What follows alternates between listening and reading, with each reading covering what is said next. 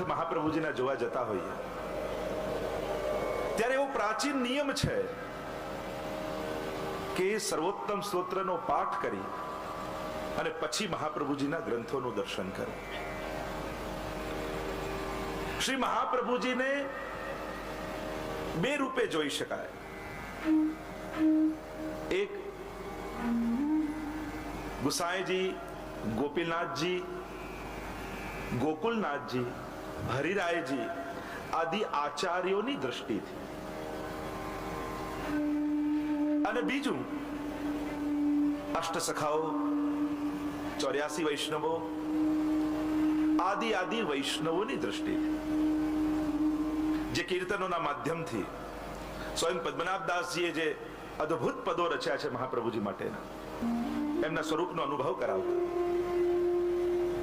મહત્વનું છે સ્વરૂપે જ છે, કોની દ્રષ્ટિએ તમે જુઓ છો. અને એટલે જ તો રોજ ઠાકોરજીને જગાવતા પહેલા આપણે મહાપ્રભુજી ગુસાઈજીનું સ્મરણ કરીએ છીએ, શ્રી યમુનાજીનું સ્મરણ કરીએ છીએ. સ્મરણ કરવા એટલે કેવલ યાદ કરવું જ નથી, પણ જાણે જીવ સંકલ્પ કરે કે લાલનનું હવે હું મુખારવિંદ જોવા જઈ રહ્યો છું, મહાપ્રભુજીનું સ્મરણ કરે અને એવો ભાવ કરે કે મહાપ્રભુજીની દ્રષ્ટિએ હવે મારા લાલનના હું દર્શન કરીશ, ગુસાઈજીની દ્રષ્ટિએ હવે હું મારા ઠાકોરજીના દર્શન કરીશ. અને એ અલૌકિક મહાપુરુષો યા અલૌકિક સ્વરૂપોની દ્રષ્ટિએ જ્યારે ઠાકોરજીના દર્શન કરીએ ત્યારે એ સ્વરૂપો પ્રગટ રૂપે અનુભવ કરાવે. હરિરાયજી દ્રષ્ટિએ આપે 41 પદોમાં પણ ભગવદીઓ કહે, નયન ભર દેખ અબ ભાનુ તનયા. આ જુઓ યમુનાજીને, નેત્રો ભરીને જુઓ. આચાર્યો અને ભગવદીઓની દ્રષ્ટિનો માધ્યમ બનાવી, કાની બનાવીને પછી દર્શન કરો. સર્વોત્તમ સ્તોત્ર દ્વારા શ્રી વલ્લભનો પરિચય મેળવવો એટલે ગુસાઈજીની દ્રષ્ટિએ શ્રી મહાપ્રભુજીને જોવા. બહુ મોટો ફરક હોય છે. કોને માધ્યમ બનાવીને તમે ભક્તિ કરો છો, કોની કાનીથી, કોની આડીથી તમારો આશ્રય થયો છે, તમારી સન્મુખતા થઈ છે, બહુ જ મહત્વનું છે. જેનું સ્મરણ કરીને દર્શન કરો છો ને, એના જેવો ભાવ તમારા હૃદયમાં પ્રગટે છે. સર્વોત્તમ સ્તોત્ર એવો દિવ્ય સ્તોત્ર છે, અને તદુક્તમ અપિ દુર્બોધમ સુબોધમ સાધ્યતા તથા. મહાપ્રભુજીની વાણી સહજ રૂપે સમજાઈ જાય એવી નથી. આપણી તો ગૂઢ વાણી છે. કેવલ શબ્દોનું ભાષાંતર કરવું એટલું જ પૂરતું નથી હોતું. આપણે ત્યાં તો શબ્દાર્થ હોય છે, ભાવાર્થ હોય છે અને ગૂઢાર્થ હોય છે. બુદ્ધિની શક્તિથી શબ્દાર્થ સમજી શકાય, પણ ગૂઢાર્થ અને ભાવાર્થ તો કોઈની કૃપાથી જ અનુભવમાં આવે. આ તો બધું પ્રગટે, શબ્દોને વાંચી શકાય, યાદ રાખી શકાય. ભાવો તો હૃદયથી પ્રગટતા હોય છે કોઈની કૃપાથી. આ સર્વોત્તમ સ્તોત્ર ગઈકાલે આપણે દર્શન કર્યું, શ્રી ગુસાઈજી પ્રભુચરણને દર્શન થયા 108 નામોના. એ વિપ્રયોગાત્મક ધર્મી સ્વરૂપ જ્યારે શ્રી વલ્લભનું ગુસાઈજીના હૃદયમાં પ્રગટ્યું અને એક સાથે સર્વ લીલાઓના અનુભવ થવા લાગ્યા, એક એક નામોના દર્શન થવા લાગ્યા, અને ગુસાઈજીના મુખારવિંદમાંથી આ સ્તોત્ર પ્રગટ થયું. એટલે ગઈકાલે જ મેં કહ્યું હતું એમ, સર્વોત્તમ સ્તોત્ર ગુસાઈજીએ રચ્યું નથી, ગુસાઈજીને દેખાયું છે, અનુભવાયું છે. આપે તો એ અનુભવને શબ્દોનું સ્વરૂપ આપી આ સ્તોત્ર રચ્યું છે. સાક્ષાત ગુસાઈજીના મુખારવિંદમાંથી નીકળેલું એ વાંગમય વલ્લભનું સ્વરૂપ એ સર્વોત્તમ સ્તોત્ર છે. જેમ સમાધિ ભાષામાં વ્યાસજીને ભાગવતજીના દર્શન થયા અને વ્યાસજીના મુખમાંથી ભાગવતજીનું પ્રાગટ્ય થયું, એમ જ ગુસાઈજીના મુખારવિંદમાંથી સર્વોત્તમ સ્તોત્રનું પ્રાગટ્ય થયું છે. સાક્ષાત શ્રી વલ્લભનું વાંગમય સ્વરૂપ એ સર્વોત્તમ સ્તોત્ર છે. શ્રી વલ્લભના સ્વરૂપની ચર્ચા ગઈકાલે કરી. આ કેવું સુંદર સ્વરૂપ છે. રૂપમ તત્ત્રિતયાત્મકમ, આચાર્ય સ્વરૂપ, ઠાકોરજીનું સ્વરૂપ અને સ્વામીજીનું સ્વરૂપ. આ ત્રણેય સ્વરૂપે ભૂતલ પર પધાર્યા. રસાત્મક, વિરહાત્મક અને ભાવાત્મક. વિરહાત્મક સ્વરૂપ શ્રી વલ્લભ પોતે,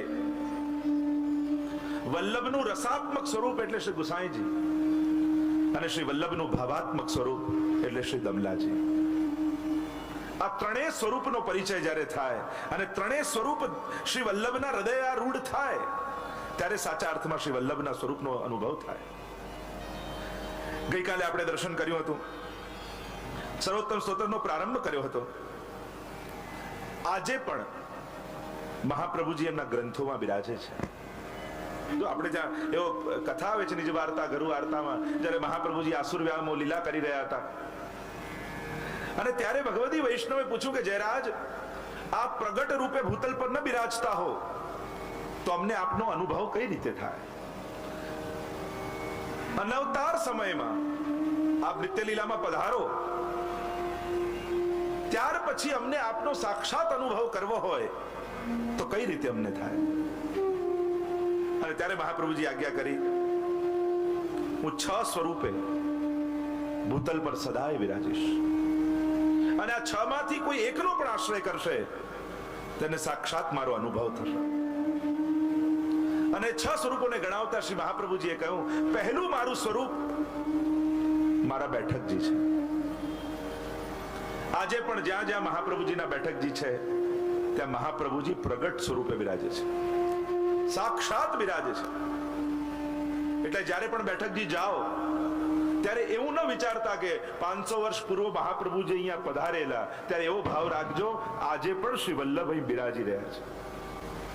અને નિત્ય લીલાવાદ છે આપણે ત્યાં. તો આ લીલાઓ અખંડ છે.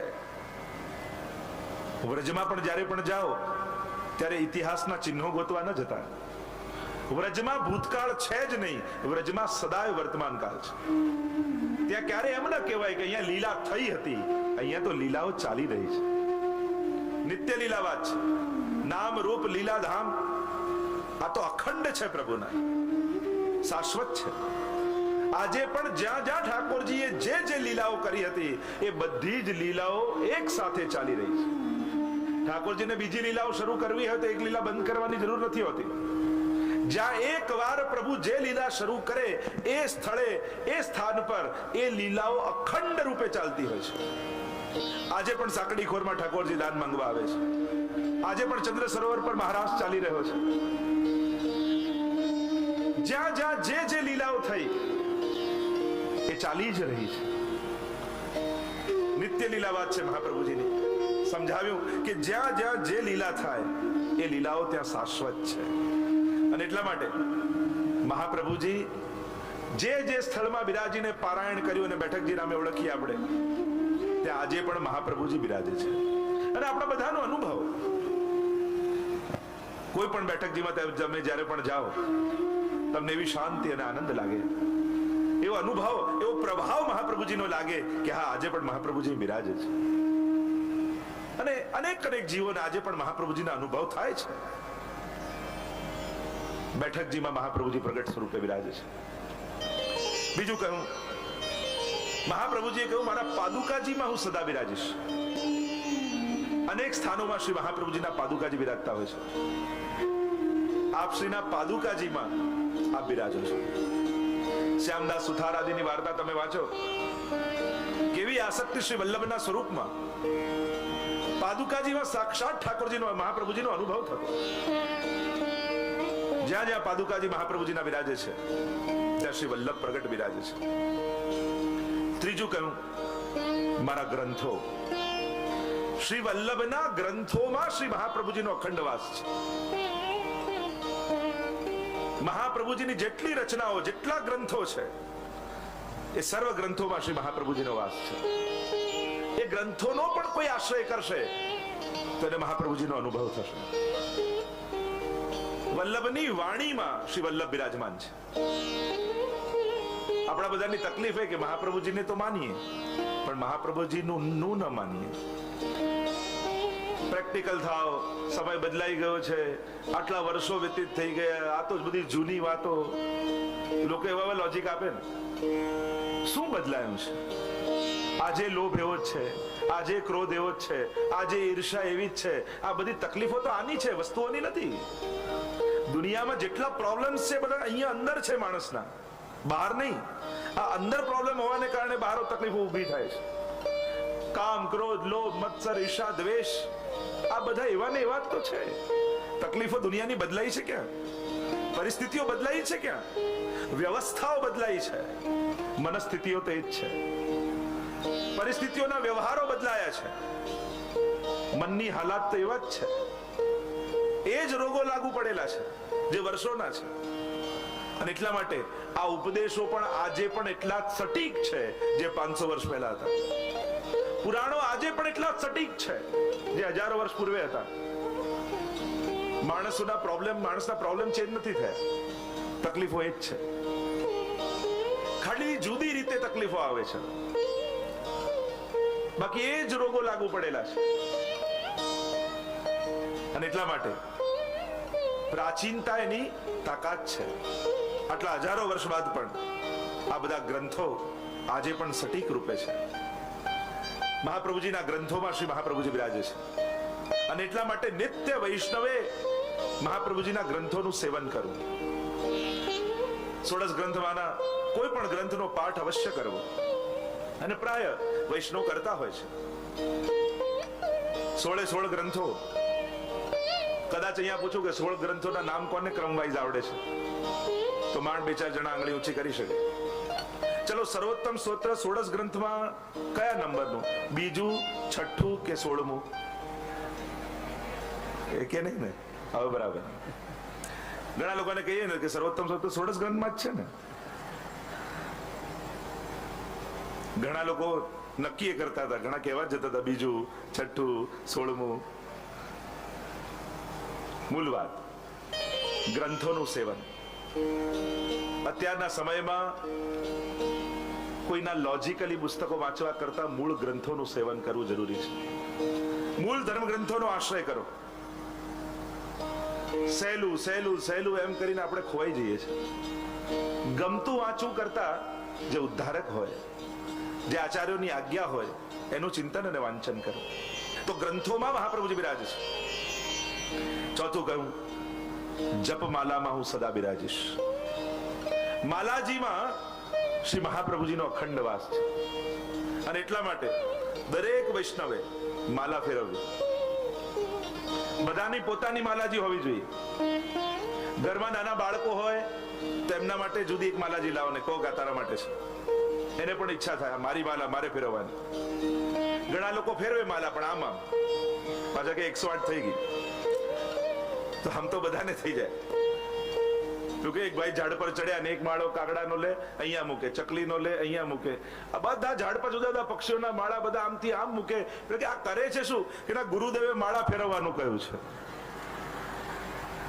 તો આ રીતે માળા નહીં ફેરવવા. માલાજીમાં મહાપ્રભુજીનો વાસ છે. ઘણીવાર આપણને થાય સંખ્યાનું ધ્યાન રાખવું કે ભાવનું ધ્યાન રાખવું, પણ જપમાં સંખ્યાનું પણ મહત્વ છે. અને એટલા માટે નિત્ય માલાજી ફેરવવું. પાંચમું કહ્યું, મહાપ્રભુજીના હસ્તાક્ષરમાં મહાપ્રભુજીનો વાસ છે. મહાપ્રભુજીના હસ્તાક્ષરજી અનેક સ્થાનોમાં બિરાજે છે. ઠાકોરની કૃપાથી અમારા કડીમાં ગોપાલાલજીની હવેલીમાં શ્રી મહાપ્રભુના હસ્તાક્ષર બિરાજે છે. સાક્ષાત વલ્લભ રૂપ માનવામાં આવે છે. અને છઠ્ઠું કહ્યું, મારા વંશમાં મારો વાસ છે. આમ 6 સ્વરૂપો મહાપ્રભુજી કહે આ ભૂતલ પર હું પ્રગટ સ્વરૂપે બિરાજીશ. આ 6 માંથી કોઈ એકનો પણ આશ્રય કરશે તેને સાક્ષાત મારો અનુભવ થશે. આ સર્વોત્તમ સ્તોત્રના એક એક નામ એ મંત્ર રૂપ છે. आइए प्रवेश करते हैं सर्वोत्तम स्त्रोत्र में. गुसाई जी पहला 6 શ્લોકમાં મહાત્મ્યનું વર્ણન કરે છે. જેમ ભાગવતજીમાં પદ્મ પુરાણ અંતર્ગત 6 અધ્યાયમાં મહાત્મ્યની કથા આવે છે, એમાં શ્રી વલ્લભ પણ સાક્ષાત વસ્તુતઃ કૃષ્ણ એવ સાક્ષાત પ્રભુ રૂપ છે અને 6 ગુણવાળા છે. ઐશ્વર્ય, વીર્ય, શ્રી જ્ઞાન અને વૈરાગ્ય, આ 6 ગુણને દર્શાવતા પહેલા શ્લોકમાં ઐશ્વર્ય બતાવ્યું. અને ઐશ્વર્ય શું છે મહાપ્રભુજીનું? આ અલૌકિકતા મહાપ્રભુજીના સ્વરૂપની એ જ વલ્લભનું ઐશ્વર્ય છે. શું અલૌકિકતા છે? તો કહ્યું શ્રી વલ્લભનું સ્વરૂપ કેવું? પ્રાકૃત ધર્માનાશ્રય, જ્યાં પ્રાકૃત ધર્મોનો આશ્રય નથી, જે અલૌકિક છે. રસમય સ્વરૂપ શ્રી વલ્લભનું છે. રોમ રોમ રસ છલકે શ્રી વલ્લભ, રોમ રોમ રસ છલકે. રસમય સ્વરૂપ શ્રી વલ્લભનું, સુધામય સ્વરૂપ શ્રી વલ્લભનું છે. जो है या रस के अधिकारी, पर જે અધિકારી જીવો છે એ આ રસાનુભવનો અનુભવ કરી શકે છે. તો પ્રાકૃત લૌકિક દેહ નથી.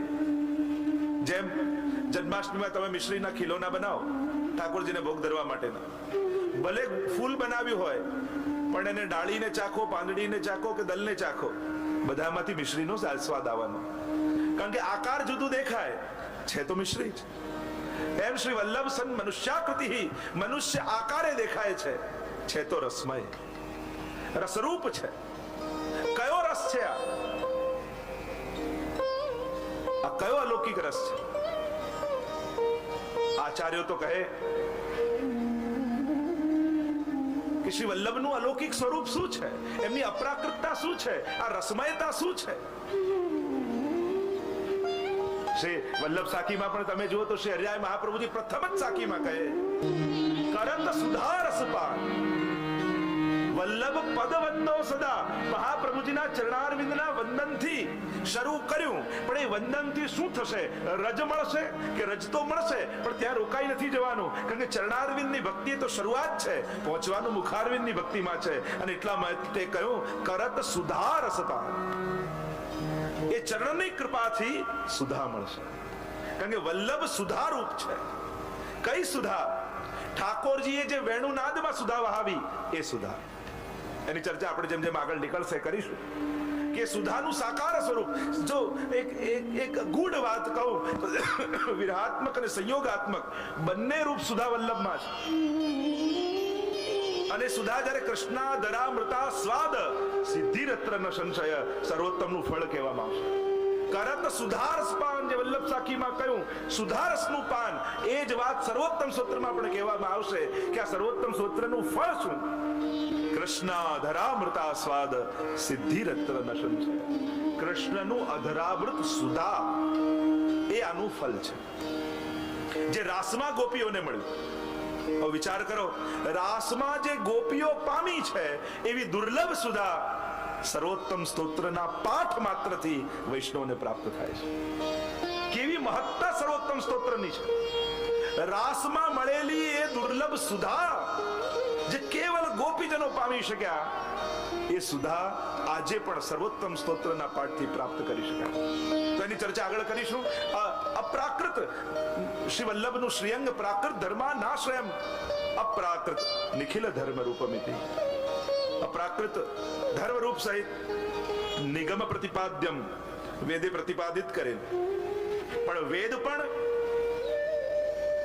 એ સ્વરૂપને જાણી નથી શક્યું.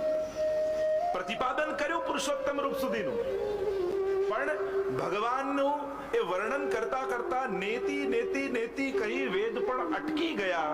વલ્લભ સ્વરૂપને જાણી નથી શક્યા, એને પ્રગટ રૂપે ગાઈ નથી શક્યા. અને એટલા માટે ગુસાઈજીએ તો એ ગાયું છે જે વેદ પણ નથી ગાઈ શક્યા.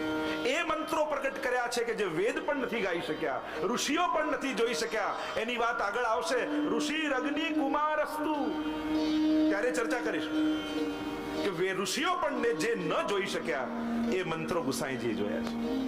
એવી દુર્લભ સુધાને શ્રી ગુસાઈજીએ પ્રગટ કરી છે મહાપ્રભુજીના 108 નામ દ્વારા. નિગમ પ્રતિપાદ્યમ યત્તત શુદ્ધમ, શુદ્ધ એટલે કે આનંદ રૂપ.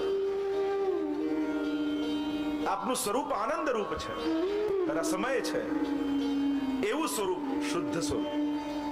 સાકૃતિ સ્તૌમી, એવા સાકાર સ્વરૂપની હું સ્તુતિ કરું છું. કારણ કે જીવ સ્તુતિથી અધિક કરી પણ શું શકે? નમનથી અધિક કરી પણ શું શકે? બે જ વસ્તુ કરી શકાય, કા નમન કા સ્તુતિ ગાન. અને એટલા માટે મંગલાચરણ કર્યું છે અને સ્તુતિ કરું છું એમ કરીને ગુસાઈજીએ બીજો શ્લોક અને બીજા શ્લોકમાં વીર્ય ગુણ બતાવતા કહ્યું. કારણ બુદ્ધિમાનો પણ જે ન કરી શક્યા, જેને ન જાણી શક્યા, એ પ્રગટ કરવા માટે, જે મોટા મોટા ઋષિઓ જે જાણી ન શક્યા એ પ્રગટ કરવા માટે શ્રી વલ્લભ પધાર્યા છે. આજ એમનું વીર્ય ગુણ છે. અને બીજા શ્લોકનું ગાન કરતા ગુસાઈજી બોલ્યા, કલિકાલતમશ્ચન્ન, આ કલયુગ રૂપી અંધકાર છવાયેલો છે. દ્રષ્ટિત્વા વિદુષામપી, ક્યાં છવાયો છે? વિદ્વાનોની દ્રષ્ટિમાં, બુદ્ધિમાં. મોટા મોટા વિદ્વાનો, પંડિતો આ કલિયુગના અંધકારમાં અંધ બન્યા છે. અને એવા સમયે શ્રી વલ્લભના, શ્રી ઠાકોરજીના એ અલૌકિક સ્વરૂપને જાણી નથી શકતા. સત્ય વિષયસ્તસ્ય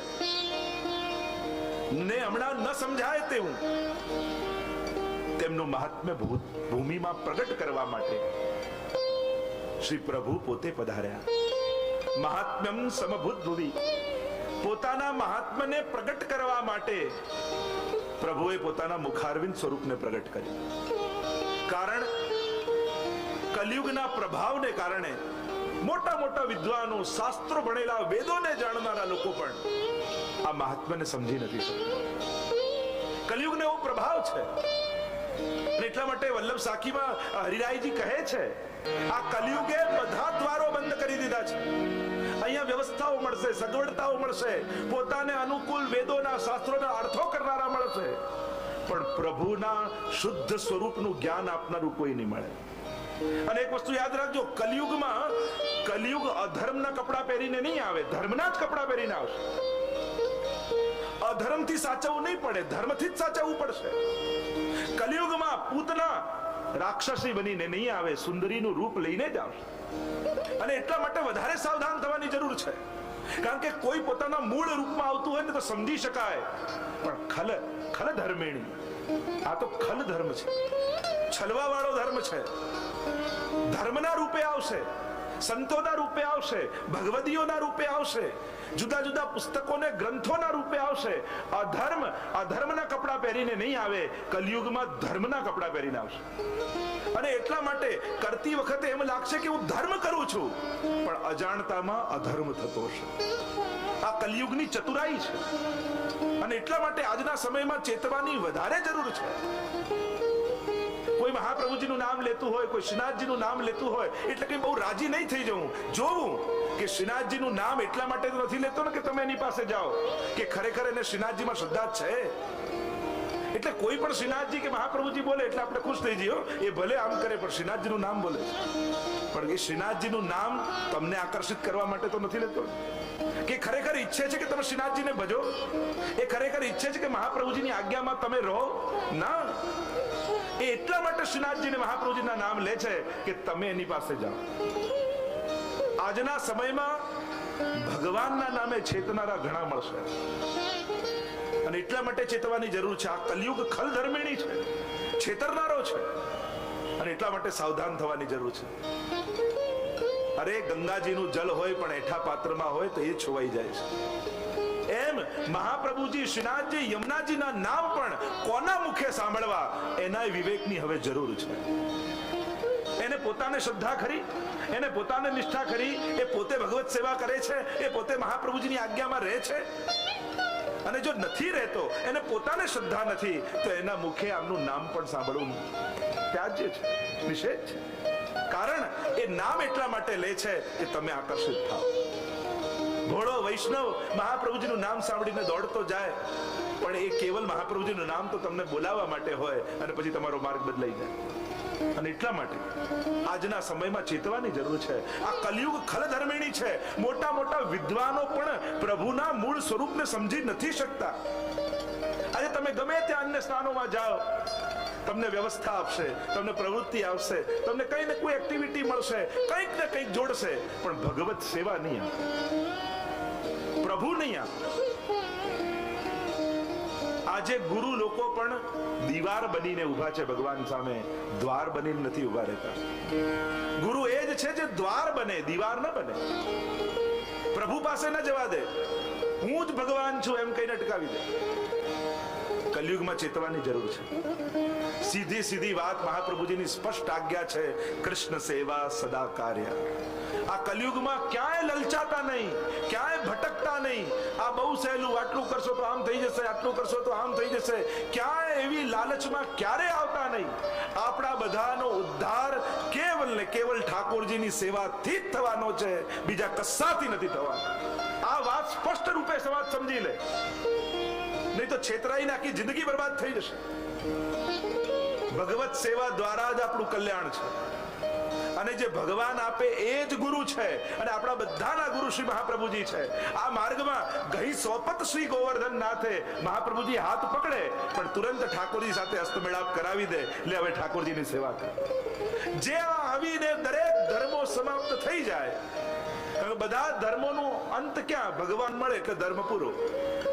બધા જ માર્ગો, બધા જ સંપ્રદાયો જ્યાં આવીને પૂરા થઈ જાય, પુષ્ટિ માર્ગની શરૂઆત જ ત્યાંથી થાય. બ્રહ્મ સંબંધ લીધું, લે ઠાકોરજી પધરાયા, હવે તારો ધર્મ શરૂ થયો. જ્યાં બધાની પૂર્ણાહુતિ, પુષ્ટિ માર્ગની ત્યાં જ શરૂઆત.